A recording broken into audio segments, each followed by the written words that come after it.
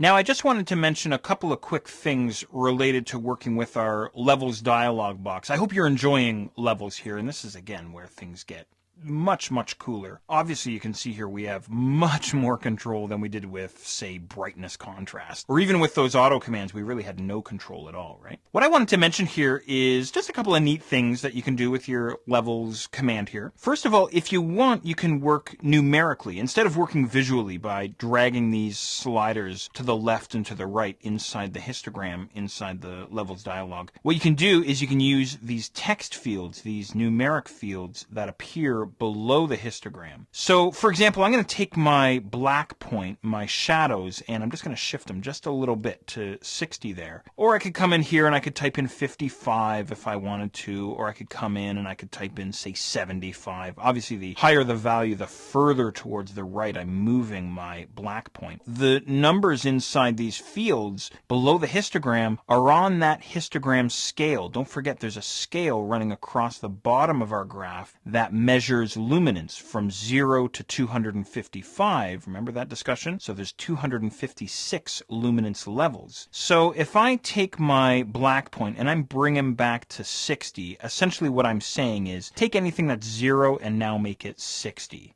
And essentially what I've done here over on the right-hand side is I've said take anything that's 255 and now make it 233. So again, we're remapping everything, right? So if you want to work numerically, you certainly can if you want.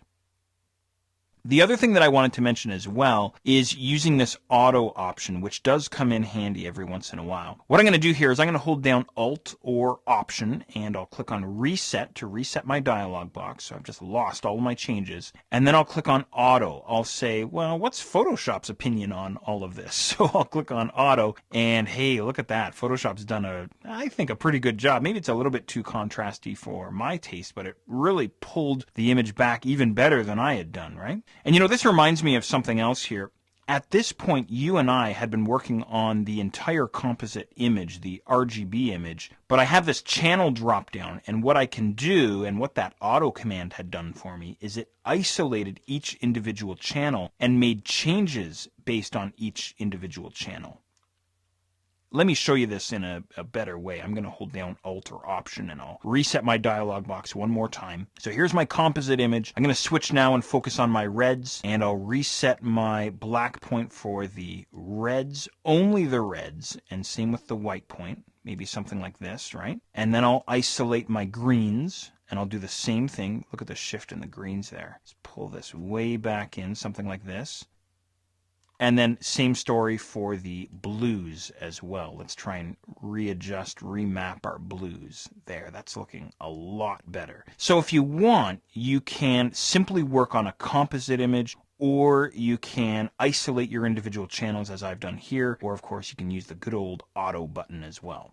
Okay, finally, I want to show you one more method for setting the black point and the white point using Levels. I'm going to reset my dialog one more time here, holding down Alt or Option, going all the way back to where we were. And what I can do, of course, as you know already, is I can use my sliders, my black and my white sliders, to set my black and white point. I can certainly do that. Or what I can do is I can use my black eyedropper and my white eyedropper to set the black point and the white point manually inside my image. So here's what I'm going to do. First of all, I might zoom in a little bit on my image, and I'm going to look for what I think is the darkest point inside my photo, possibly down around here. We have, it looks like a sort of a pile of leaves, a pile of rubbish there, or maybe over into these tree trunks right in there somewhere maybe. Now what I would do is I would grab my black eyedropper tool, grab that fella, bring him over top of the area that I think should be pure black, and then single click.